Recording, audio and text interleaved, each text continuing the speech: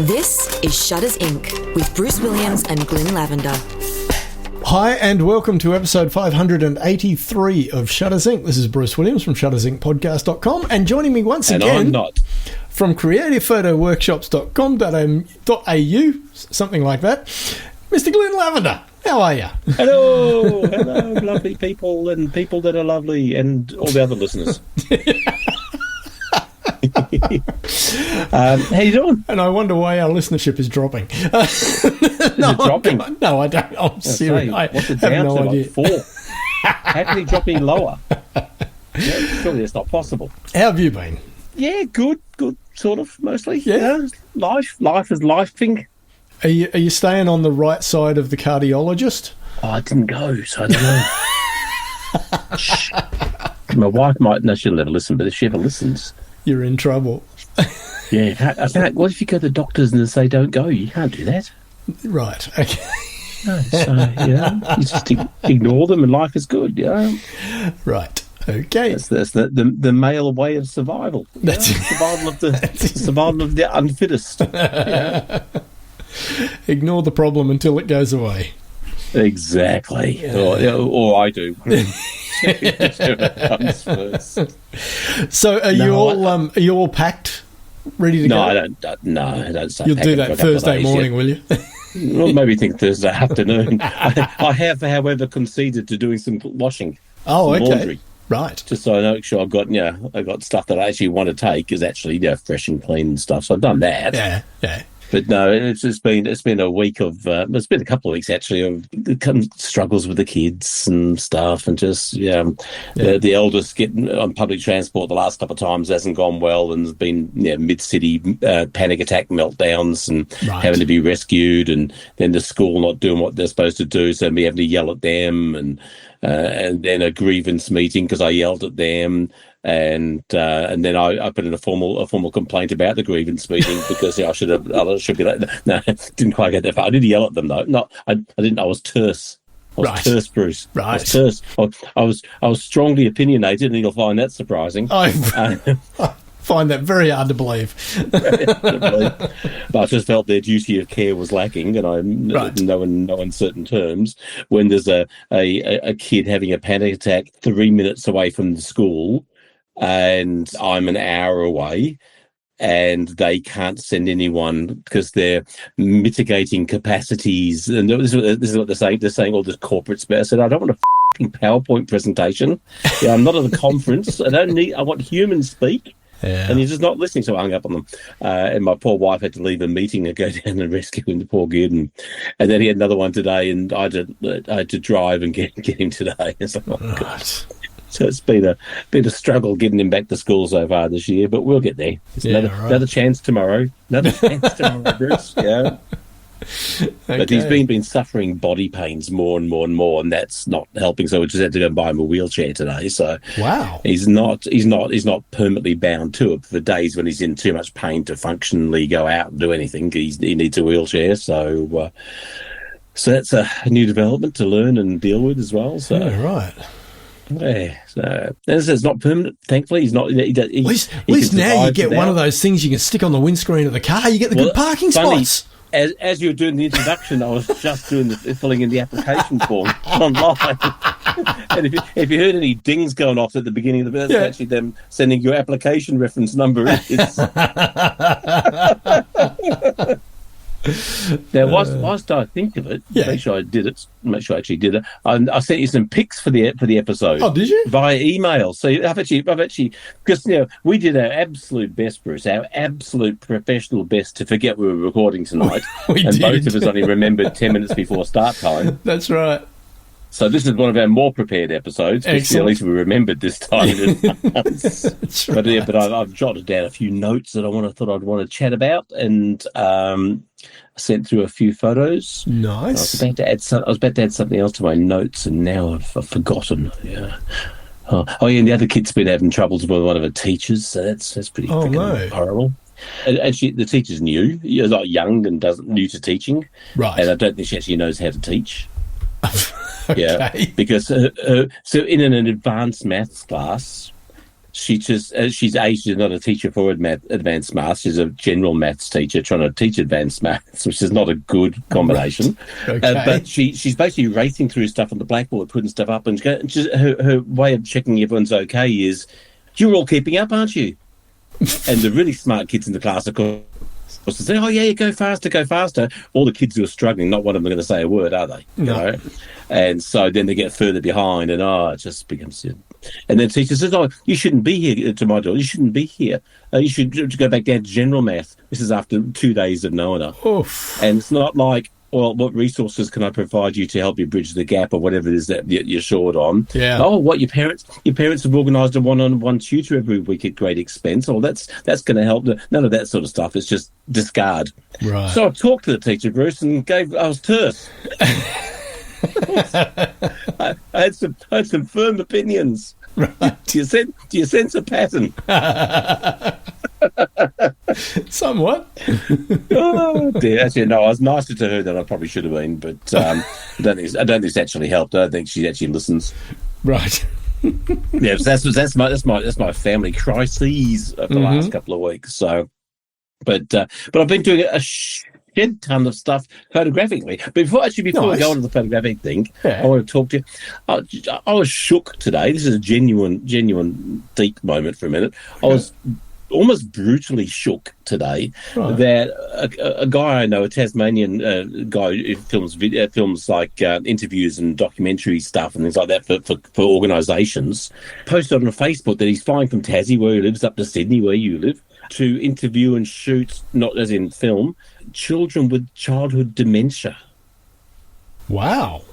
And I've never heard of such a thing. No. And the sheer shock of, my God, I just can't even fathom the parents, the kid, the stress is whilst it's not good, cancer is a tangible thing. You can, we can defeat this. We can, that's horrible. And my cousin only 2 years ago lost her 3-year-old grandchild to brain cancer. So horrendously bad. And I'm not making light in any way of childhood cancer, but it's a tangible physical thing that you can maybe try and battle. Yeah. But how do you deal with childhood dementia? Wow. How do the parents, how do the siblings, how does the friend, it just shook me. Just that I never knew such a thing could exist. Is it like old people, like in the sense that it is a loss of short-term or recent memory? Well, it's loss of memory, but depending if that's all they've got is a couple of years of memory. Yeah, it's kind of long term as well, basically, isn't it? Wow. Yeah, and I certainly haven't gone and researched and looked into it beyond that. But it was like to be so thrown back by something you didn't even know existed. That is so. As a parent, as anything you just imagine, it's just devastating. So wow. I don't know. It took the wind out of my sails, shall we say, a little bit, Yeah, right. So, and look, I'm imagining it's not super common, because I would have thought if it was more we'd have heard of it. But it doesn't make it any better that it's not, Yeah. So, but I can almost guarantee that's probably a documentary or video I'm not going to watch. Yeah. It's the same way with things like Heartfelt down here in Australia, which is the organisation that goes into hospitals for stillborn babies or babies that are born but maybe only going to last an hour or two, and that people go and then photograph the family. Incredible organisation, incredible work that they do, but it's not a thing I could ever do because I don't have the mental fortitude and the emotional strength to deal with that. It'd be tough, but it would be, and again, all power to people who actually do it. I know some people who they're out weekly photographing this stuff, and it's surely devastating. And my company in the past has raised money for that organisation to provide cameras and printers, especially for regional hospitals who a heartfelt person is probably not going to get to these places in time because of how remote they are. But the nurses are trained by heartfelt people how to take photos, how to print out photos, and all that, and still provide some form of service. Yeah, right. Wow. And all that goes back to my mum. I had a younger brother who died just after birth. Right. And this is post-World War II England. They took the baby away without telling my mum. She asked for 5 hours. Asked for 5 hours. Can I see my son? Can I see my son? Can I see my son? And eventually, a nurse popped her head in the door, and said, "Oh no, your son died, and your husband will be here in a couple of hours to pick you up." And that's how she found out. Wow. And those days, the dad didn't go into the delivery room, of course. So my dad's at home looking after us 3 kids, and he got a phone call from the hospital. The baby didn't make it. Can you pick your wife up at 5? Whoa. So, the cruelest and coldest of post-war English attitudes. Bedside manner. Wow. Yeah, and so he was. That destroyed my mum, and took a massive emotional toll, as you could, and fully empathised. I mean, she was like 24 at the time or something as well. Yeah, young kid, effectively. It could have been the post-World War II England. It could have been the Britishness of her anyway. But there was not a lot of there's no hugging and kissing in my family. There was no I love you sons in my family. I didn't get one I love you for her entire life. Yeah. So that's why I'm kind of the opposite with my kids. But that's why that organisation is so important to me. That we never talked to the kid. We never mentioned his name. We never to the point where I never even knew his birth date. Yeah, I've had to make up a birth date. Wow, which is kind of bizarre in itself, Yeah. And fortunately, there's a song by one of my favourite bands, which is about the lead singer's sister who lost a baby at a couple of years old, but lost a baby. And the line of the song starts, "September 17, for a girl I know, it's Mother's Day." Yeah. And so my kid, Howard, my younger brother, it's his birthday. Right. Because it's a song I can play and feel morose and sad on the day, as we like to with sad songs and stuff. But just like, again, this childhood, I know it's kind of off topic, but it's kind of not. I mean, these people out there filming and people out there photographing these things. It's an aspect of our ability to capture images that can capture these moments. My cousin's 3-year-old grandchild, all the photos. He was even used as a poster child in Queensland for childhood cancers, to try to raise money, and he's got his own foundation and all that sort of stuff. But all the photos that they've got is something that's the power that we get to do as photographers. They've captured these moments, these fleeting time this kid lived. Yep. But they've got these gorgeous photos. And just. That's pretty cool. It's a cool thing that we get to do, Sometimes photos are important. Just absolutely. Yeah. So sorry about the downer. There's a bit of a Debbie downer to start the show, but it's if you can take the emotion out, it is fascinating stuff. Just how much photography can embed itself in different parts of the world and every aspect of life. Yeah. And at workshops, this is what I say at workshops all the time. Photography is the only hobby you can have that you can take into every other aspect of your life. Yeah. If your massive passion was snow skiing, downhill skiing, there's a limited amount of times you can incorporate that into your life. There's only so many fancy dress parties you can go to, or crash, as I used to do. Yeah. Well, I've got my skis. I want to go. Oh, someone's got a fancy dress party. Here we go. So many times you can take your skis out to a restaurant or something. But photography you can take everywhere. Yeah. Yeah. So it's a pretty cool hobby we have, my friend. Absolutely. And coming back to Gavin and what they do at Heartfelt, so often we've spoken. I'm thinking of in the past on this podcast, we've spoken it from the aspect of wedding photography, that years down the track, everything else is gone. The dress is gone, the venue's gone, the cake is gone, the husband's gone, the guests have gone. And the photos are really the only tangible thing that you tend to keep for an extended period of time that give you any connection back to that particular day. Yeah. And with what Heartfelt does, it's the same thing, like after the, unfortunate, passing of your newborn child. Yeah, and the funeral. And the funeral's gone, and, you may very well have a gravestone or a plaque in a wall if it was a cremation that you can go and visit. But those photos, I would imagine, become incredibly valuable to the parents and the extended families. There's that sort of stuff, and there's like they do the little plaster of Paris footprints and stuff like that, or handprints and all that kind of stuff. Also, there's these little things that can be done to make something that's absolutely horrendous at some point slightly less horrendous. Yeah. At some point they're going to be able to face to look at those photos. And they may do that straight away, or they may not be able to look at them for 5 years. Yeah. But they're there. You know, it might take 10 years. Who knows? But whatever. Yeah. If it took my mum, let me ever think here now, probably 30 years to sort of face it with the family, and only because in Melbourne Cemetery, I just remember the kid, Howard, had no grave, had no body, that was just gone, just dumped. What? You know, there was no anything. It was just discarded. How do you even know that he died? Well, you don't. Wow. Yeah, but about 30 years after that event, Melbourne Cemetery down here had a funeral service in the cemetery for parents who'd been through that situation. Wow. And my mum asked the whole family, could we go? None of us knew how she found out about it, but she asked us all to go. And we all sat there one day with hundreds of other families. Wow. And going through this ceremony of basically a funeral. Wow. For the forgotten kids. That was a pretty fun picnic, I'll tell you right now. Yeah. Jeez. And that was the only time it was ever mentioned. Wow. In my entire life. Wow. You know? Crazy, yeah.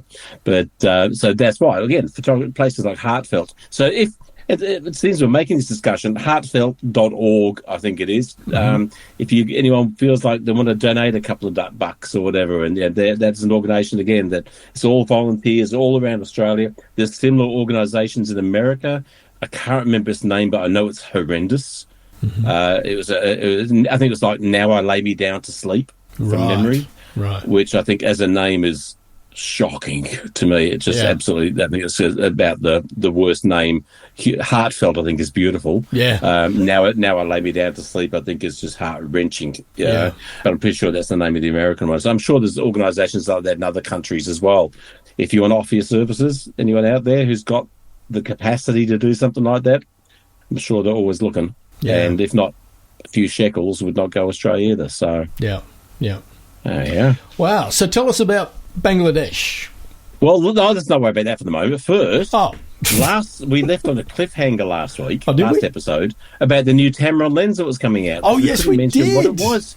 We couldn't mention what it was because, I had it in my hand. I couldn't tell you. So it's the new 35 to 100 f2.8. Nice. Well, I wasn't overly excited, to be honest, Bruce. Yeah. I mean, my least used lens in my entire cornucopia of lens barrel is the 24 to 70 or 20 or 24 to 85. I just cannot see through those lenses and feel good and want to shoot. Right. I put them on the camera and I feel bleh every time. Yeah. I cannot see a photo to save myself.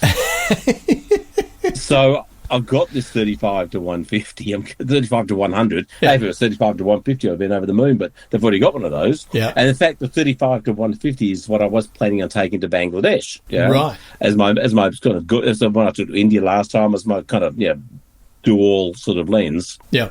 So it's like, and then Tamron Australia asked if we could get a model and go out for a shoot, and they film me and I give some sort of thoughts on it, that kind of stuff. So that's one thing we've done the last 2 weeks. We filmed this little 4-odd-minute video of me out with a lovely model called Izzy, taking some photos and thinking about the lens. Yep.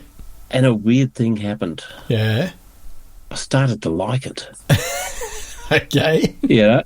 I started to feel comfortable with the focal, and I've been thinking about it because it seems so strange that it would be if a 24 to 70 or a 24 to 85 isn't going to cut the mustard, why the hell would a 35 to 100? Yeah. I mean, 85 to 100 is not that big a difference. No, but I've kind of think I've figured it out. Okay. So I love shooting ultra wide angle lenses. Yep. Right, 15, 16 mil travel stuff. I love that really, really wide stuff. And I love shooting portraits at about 200. Right. Okay. So when I'm shooting at 150 on the 35 to 150, I feel that 50 mil so badly. Right. I feel that missing 50 mil so much that it hurts physically. Right. A mental anguish possibly of it's not doing what I need. Right. Yeah. Conversely, on like a 24 to 70 when I get down to 24, it's not wide enough. It's not. I'm missing that other 8 mil. That other 8 mil is killing me. I can feel it. It's hurting me physically and emotionally and mentally. All three. It's all three on that one. I feel what I'm missing. I can feel what's not right in the lens. Right. But at 35, it's so far away from 24. Yep. Which is consequently so far away from 16 that I don't feel the miss. I don't feel like I'm missing the extra width because I know I've got my 16 to 30 in the bag should I need that. Yep. And I would also with the 24 to 70, but, you're kind of almost wide enough, but you're not. But the 35 is actually feeling like a really interesting focal length. Not a focal length I've shot with very much, but one I've actually started to enjoy its constraints, which is always a bit weird. Yeah. And the 100 is so far away from 200 that I don't miss the 200 because it's just a different world again to live in. So it kind of sent me to the point where I'm now taking that to Bangladesh rather than the 35 to 150. Wow. Okay. It's half the size, it's half the weight. Oh, well, fair enough. But I'm also now taking a 70 to 180, which is twice the size and twice the weight.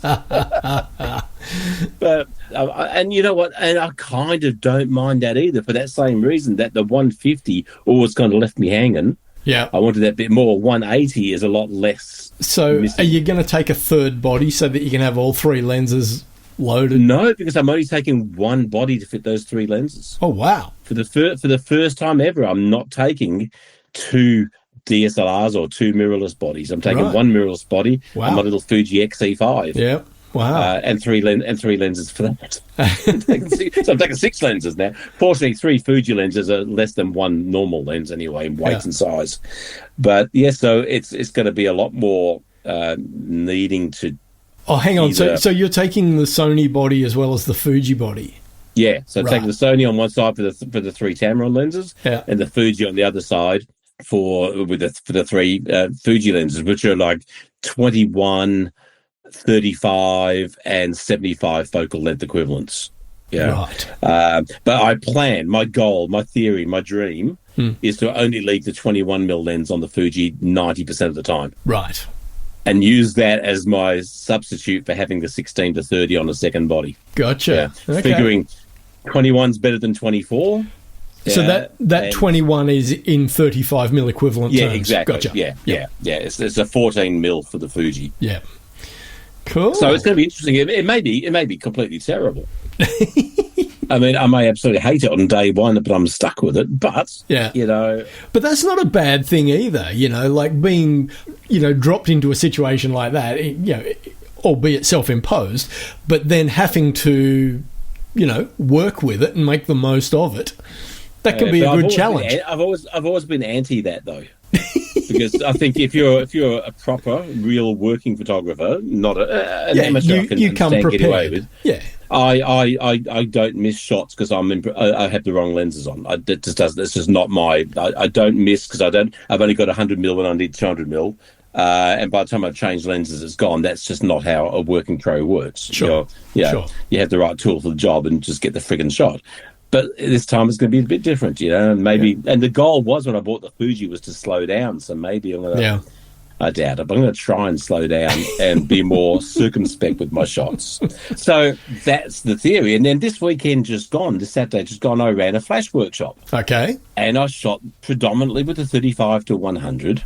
Right. But there was one shot that required 16, so I popped over to the 16. And I've got to tell you, I hate the fact that the Tamron 16 to 30 only goes to f16, not f22. Because when you're trying to underexpose... okay. Yep. When you're trying to massively underexpose, and it was a 30-degree Celsius day, 2 o'clock in the afternoon, blazing sun day, not a cloud in the sky. Yeah.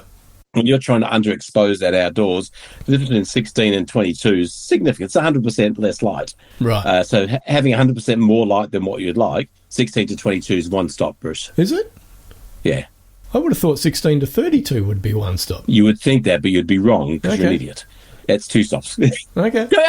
How can you not know your full stop increments? Oh, because I don't. No, most people don't. So it's 1.4, 2, 2.8, 4, 5.6, 8, 11, 16, 22, 32 is the range. So 16, 22, 32. I would love it to go to 32. I'd be even more pleased. But it don't do that neither.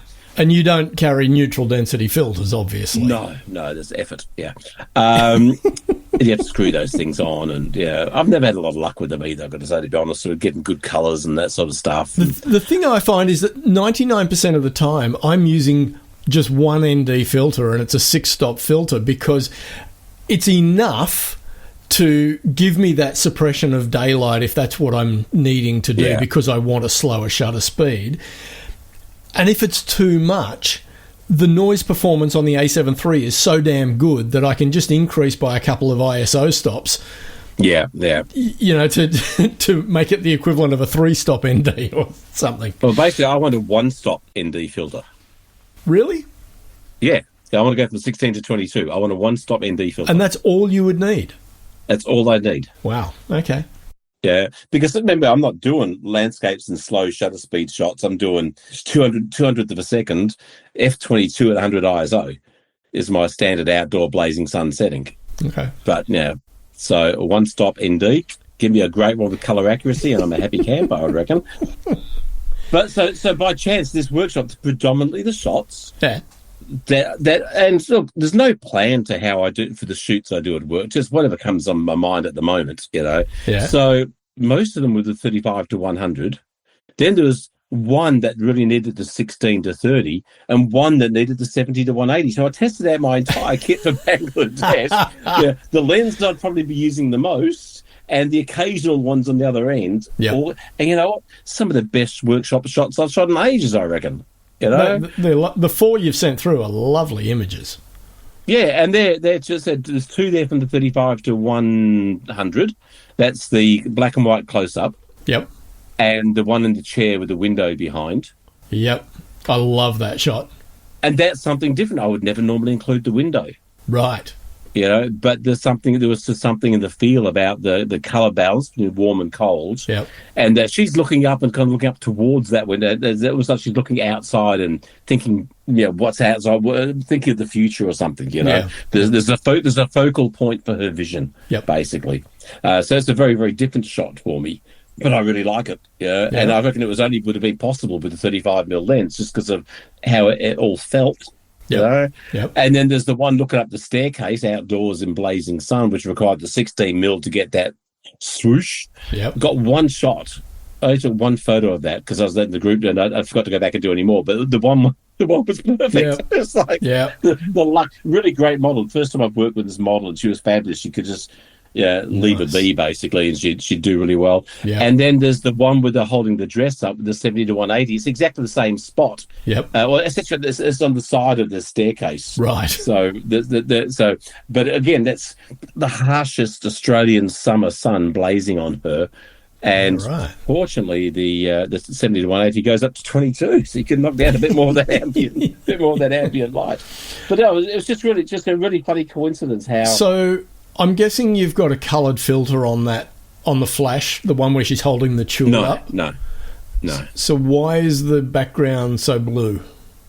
It's a combination of two things. Mm-hmm. The underexposed, odd-coloured graffiti. It was like silver graffiti. Oh, okay. So something happened by being underexposed. It brought out some blue, and then colour grading to exacerbate it. All right, fair enough. Yeah.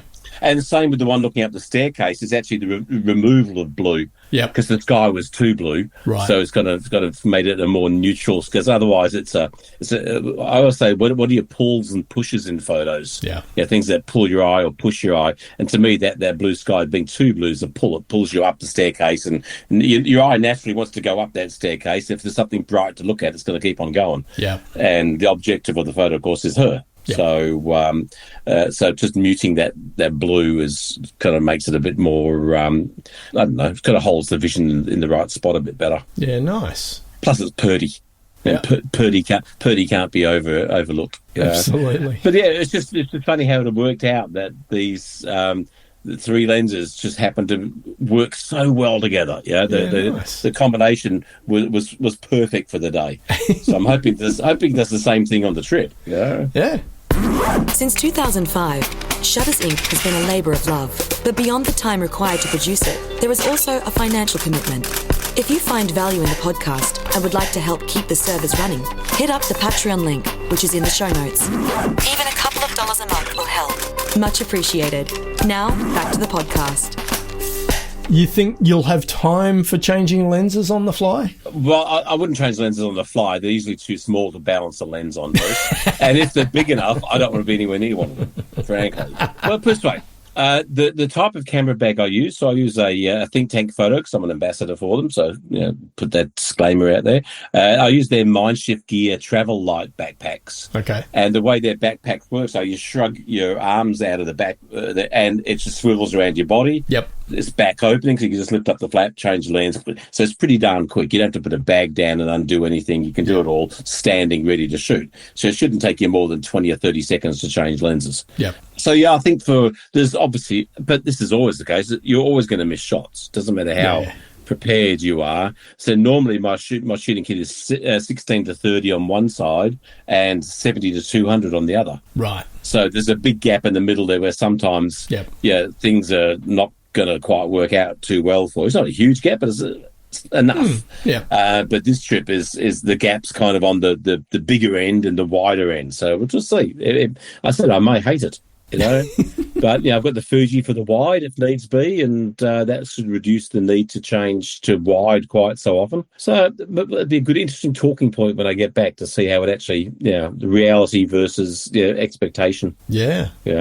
So nice. So that's all that. So I cheated on you again. Oh yeah. I was on another podcast. Right. So I'm a Black Rapid, which is a strap company, brand ambassador, and they've got their own podcast. So they interviewed me for their podcast this week, last week. They do a podcast quite differently though, Bruce. They don't subject their listeners to an hour of just garbage, right? Like we do. Yeah. They're just too shorts. They're just cut up into bits. Oh yeah. And just put out shorts. I thought, whatever. Yeah. I haven't seen any of them yet, see if it's any good, but I thought it was an interesting concept. Yeah. And they sent me their latest strap to take on the trip too, and it was something I was eyeing off because I thought, again, I'm changing everything on the gear for this trip, and I wanted something different strap-wise.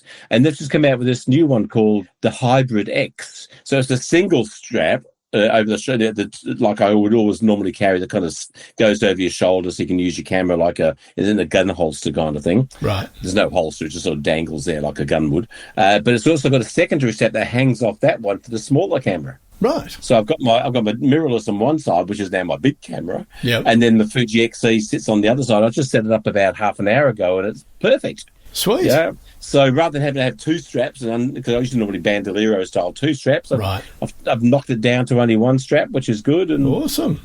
But the same function. I hate I'm going to say this. It has the same functionality. Yeah. No, has the same function as having two straps. So right. And the problem with any straps, especially in humid countries, under the strap you sweat. Right. You sweat a lot. So if you're wearing two straps, you're sweating in two locations. Yeah.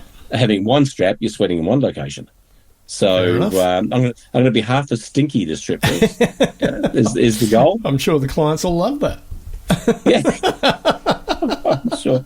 So the other things, I've almost got my India September 2027 brochure ready to go. I'm hopefully getting that done before I go away. So I'm going to actually do some work on that. And I've been doing Bangladesh preparation. And guess what the preparation is for us?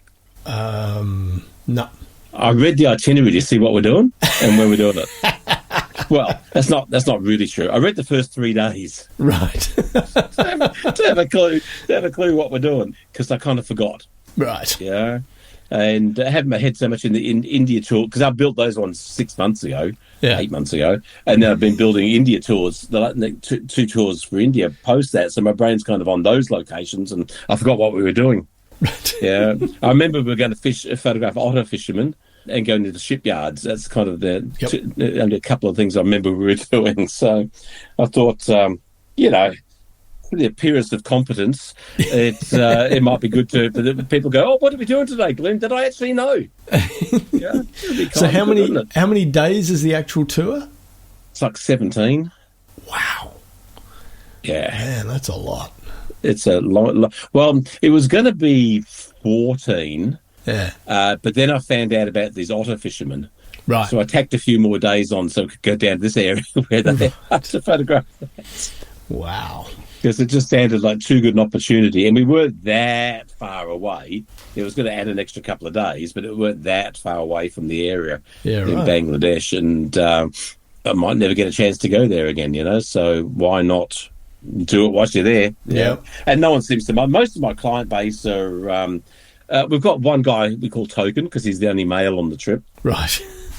So we have Token and myself, and everyone else is female. Right. And the females of a certain age where they may be retired or semi-retired, so they've got time and money. So an extra couple of days they've got the 2 weeks annual leave they've got to slip into. Yeah. They've got time to do a little bit longer tours, and a lot of my clients actually stay on. Like some of my clients are going tomorrow, they're going a couple of days in early, but often some go into other countries or other locations within India, within the country we're going to. Yep. So it seems long to me, but when one of my clients spends 6 months of the year on a yacht in the Greek islands, so I'm thinking, an extra couple of days isn't going to hurt them. No.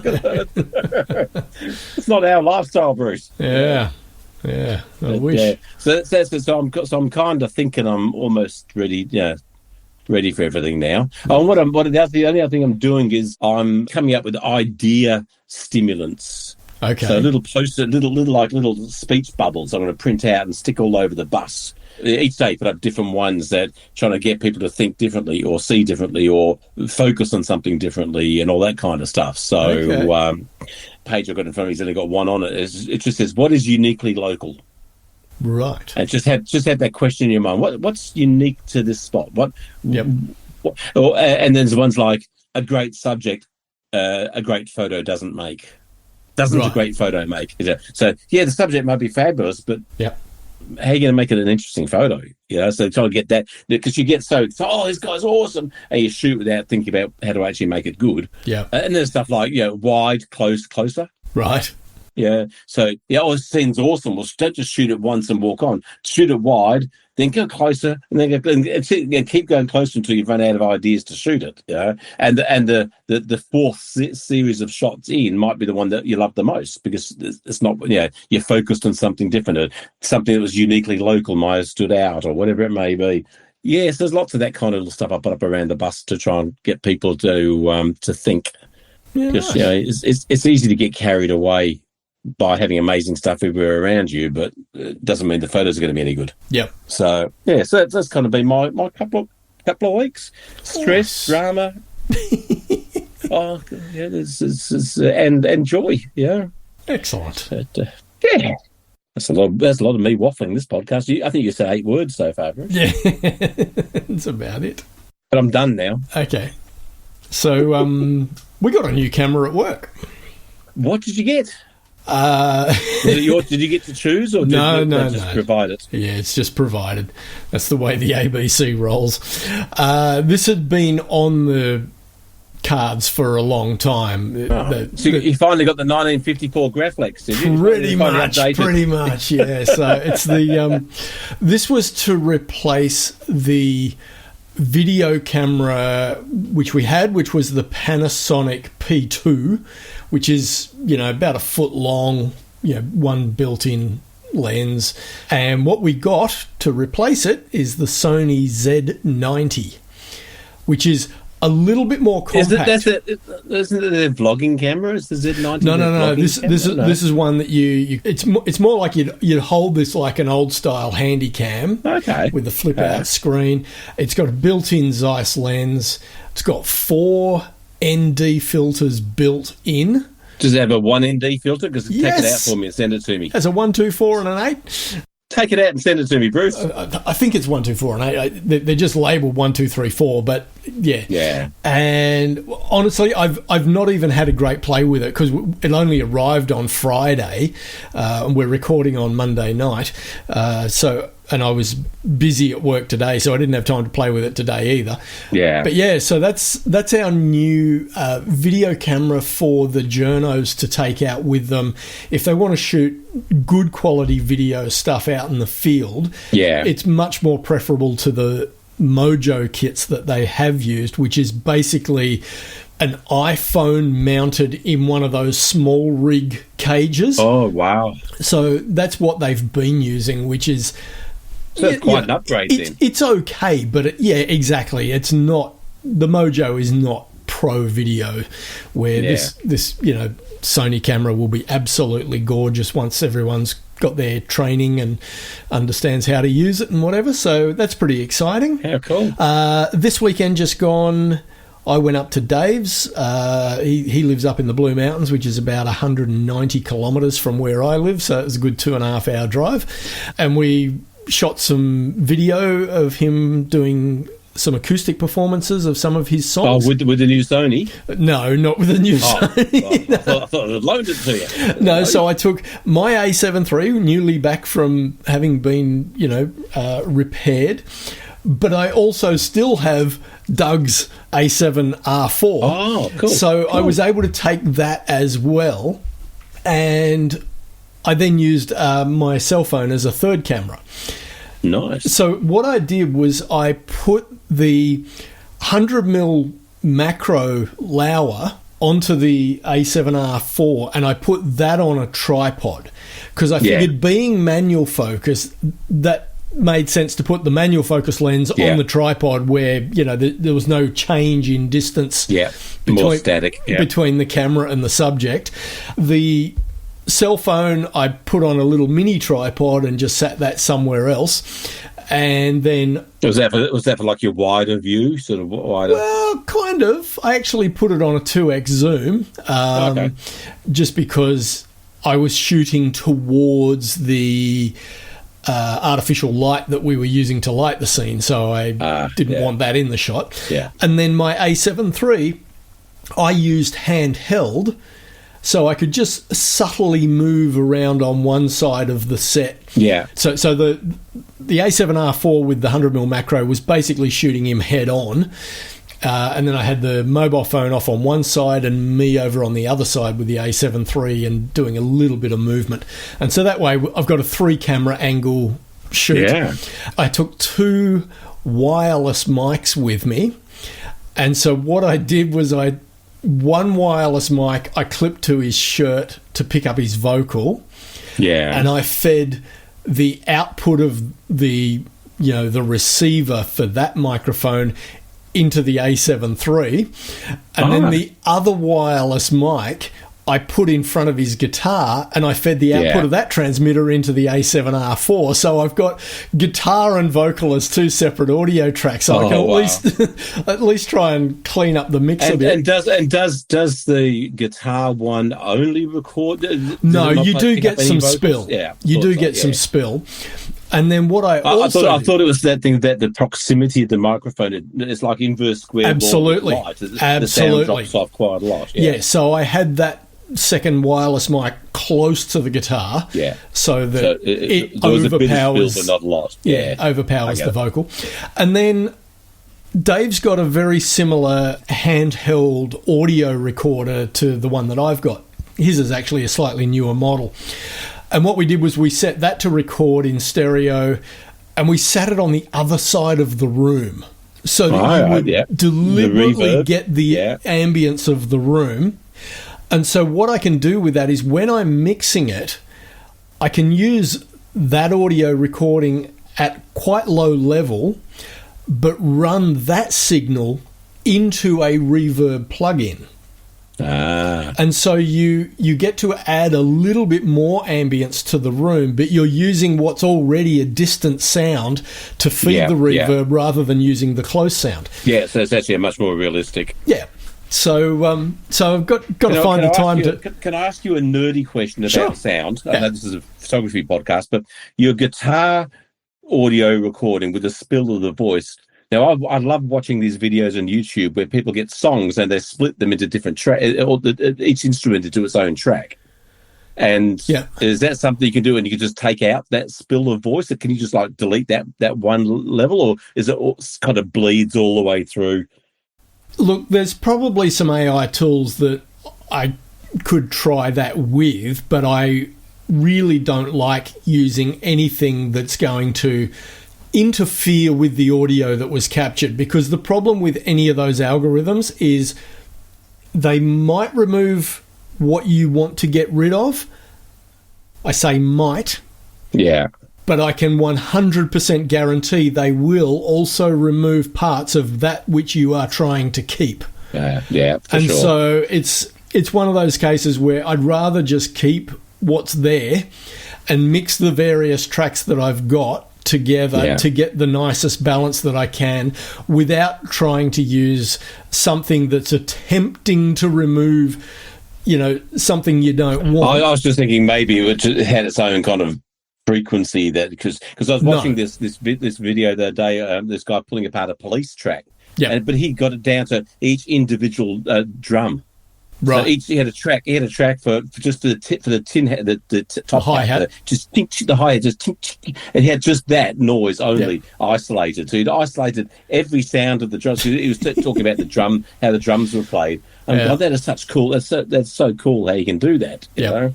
Because that's the kind of, imagine what they do in studios with those massive decks with all the yeah. That's the kind of stuff that I've made a living doing for 40 years. Man. But those videos, those guys are generally getting access to the multi-track tapes. Fair enough, yeah. They're not doing it with AI removal of other sounds. And I wasn't thinking AI. I was just thinking more just whatever they use to split. I mean, things like hi-hat, yes, they are very high frequency and they don't have any content below about 8K, but things like the human voice covers the entire range. The human male starts at around about 70 hertz and goes up to about 5K. Human female starts at about 150 hertz and goes up to about 8 or 9K. Man. And when you're playing a guitar across all of the octaves and all of the strings, you've got the full frequency range covered as well. And it's the same with the piano. The piano has about the widest range of any musical instrument in existence. Various other instruments might have more finite ranges, like a piccolo trumpet, again, so it's probably going to start at about 1K, maybe 1200 hertz, and have higher frequencies, but it won't have anything below that. Yeah. Your kick drum, all your fundamental is down around 50 hertz, and you might have some... it's not going up high. It's not going up high, right? So there are some sources which have limited frequency ranges, but the vocal covers such a wide range that trying to isolate it from any other instruments is fraught with danger.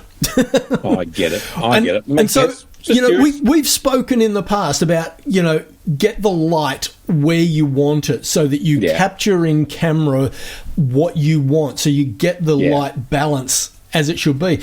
And it's exactly the same in audio. We say use the right microphone, because there are different types of microphones, just like there are different types of lenses. So use the microphone that's right for the job and place it correctly, and get your gain structure set up, which is equivalent to dialing in the flash power. Man. There's so many similarities between audio and photography. How cool is that? Totally. It's amazing. I think it's why so many audio engineers end up as photographers. That's so cool. We've all learned something. So look at that. Absolutely. And one of the girls at work, Bridget, she is a mad Newcastle Knights rugby league fan, and she does a lot of sport reporting. That's kind of her niche. And she came to me the other day. Wouldn't they call that resporting? Maybe. It'd be much better. I'm a resporter. Yes. So she came to me on... Suggest that to her and see what she thinks. Yeah. I think she'll like that, Bruce. Yeah, I don't think she'll talk to me again. And she came to me on Thursday or Friday and she said, would you mind shooting a quick portrait of me? And I said, yeah, sure. What do you need? And so what had happened was there had been this event down in Sydney where they shot photographs of all of these people, and they really needed an image of Bridget in a similar kind of vein. And the sample shot that she showed me, you had the guy probably taken with a 50mm lens, 6 feet in front of the camera with some green foliage behind him. And it was obvious to me that he had sunlight hitting the left side of his face, but they'd used a bit of artificial light on the right side of his face. Yeah. And so I said to Bridge, have we got an off-camera flash? And she said, oh, we've got a continuous light. And I went, that'll do. So we went and found a spot outside under the awning of the building where we had some foliage that was out in the sunlight behind her, but we had her in the shade. Yeah. But I angled her in such a way that I was getting this really nice diffuse reflected sunlight hitting the left side of her face. Yeah, sculpting. And then used the and the beauty of the big constant light, of course, was being able to dial up the power just on a rotary knob. Yeah. So I just got her in place, put the light there, and just slowly cranked it up until I got just the right balance. Had the artificial light just a little bit softer than the sunlight, and she had to hold a football in the, a rugby ball in the certain pose, and so we did a few shots there, and she was absolutely stoked with that. So how cool is that? Yeah. And that's a hard thing. I mean, to recreate somebody else's photo is it takes some skill, Bruce. Yeah, so all power to you for working through that. Yeah, all these things like what focal length is a huge decision to make. To try and get the facial features looking similar to what else has been taken. And well done, you mate. Thank you. Thank you. Proud of yourself. I don't actually have that photo here, but I will ask Bridget for a copy of it tomorrow, and I can then include it in the show notes. Hopefully. Nice. Yeah. Nice. Yeah. Actually, that's.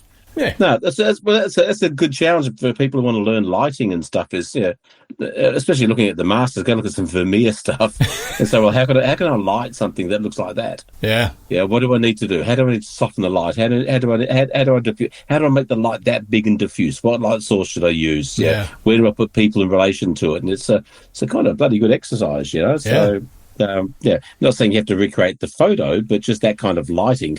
It'd be a fascinating exercise. Yeah, absolutely. It gets you thinking. Yeah. Oh, I got a new camera this week. What I think about what? It too, Bruce? Another one. Camera. I got the new iPhone 17 Pro Max. Of course you did. Didn't you just buy yourself a new iPad and a new laptop? No, I got the iPad for Christmas. I did buy a new laptop though. Yeah. No, but here's the thing: my previous phone was an iPhone 11, so 6 generations old. So I've been pretty good. So is that 6 years? Yeah, well, 2019. Yeah, so 7 years, and the battery was really getting dodgy. But what really made the decision. When my child was having his panic attack in town last week, and he called me, which he never uses the phone. He called me. That shows you how much of a panic attack. The microphone on my phone cuts out like every fifth word. Ooh. When I'm trying to speak it. So you're trying to give him advice how to look after himself to make himself safe, and every fifth word's crackling out. Yeah, and it had been doing that, and I spent $150 to get it replaced. Ooh. And the new one no better. So it was like that. So between the battery running out too quickly and not being able to make, and then the same, having that slight dispute with the school, they called me on my phone, and every fifth word was cutting out. Yeah. So that was like, no, I can't. Yeah, someone's life's at risk, my kiddo, and the battery's going out, and I don't want it to fail whilst I'm overseas. So I made a commitment and bought a. First time I paid full ready money for a phone. It's terrible, But I must say, I've been watching some of the videos on what iPhones can now do photographically. Is really quite bright. I mean, they've got a 8 times optical lens in it, which is quite amazing, Wow. So they go from like 24 up to 200. That's crazy. Which is a remarkable quality, and then you could just. In their stuff, it just I don't like that bush there. Just circle it with your finger on the photo, and it just disappears. Yeah, it's the amount of development is. But one thing I said, I know it's this video again, which is not what we talked about. I was watching this guy showing how the video works. Yeah, and he was doing this thing where he was shooting at 8 times zoom of a model, but he was walking in an arc.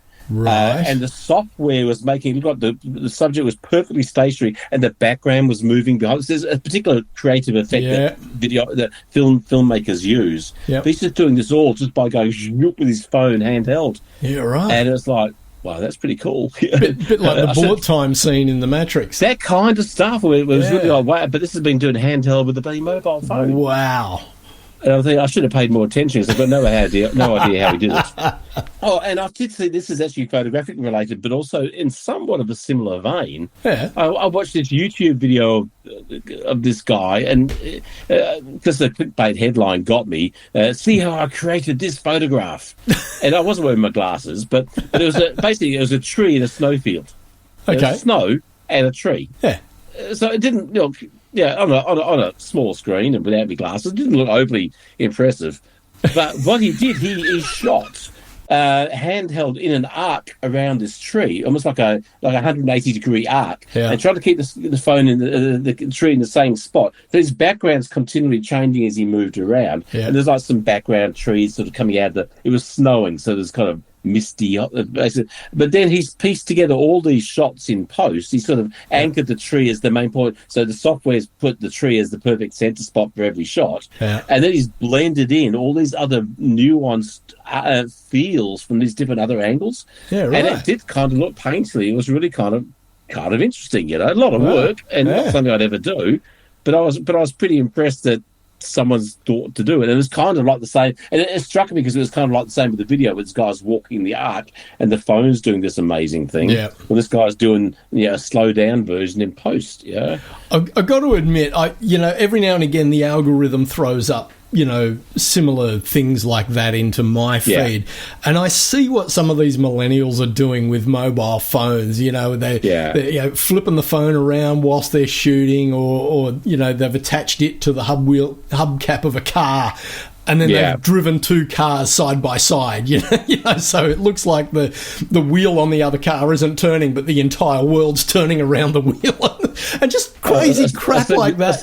I see this one guy who goes around with like a doll's house front door. Like a white painted front door. So it's the frame and the door. And he like puts it at the beach, and he kind of opens the door, and then he's got the sunset through the door and the water coming through the door. It looks nice. And he's got his phone with his lenses pointed down right on the sand. So it looks majestic, and go, there's some people doing some really clever stuff. It's pretty cool, but who is the time, Bruce? That's right. Art is for the youth. That is correct. That is correct. Oh well, mate. All right, mate. Well, you enjoy your trip to Bangladesh. I will indeed. Well, I hope I will. Yes, and I'll talk to you all on the flip side. Keep the ticker ticking until you get home. Yeah. Oh, hopefully for even slightly longer. Indeed. At least long enough for us to get a post-trip report. At least. Yeah. I'll make notes every day just in case. Yeah? Good idea. Just some voice memos. Nice. From the field.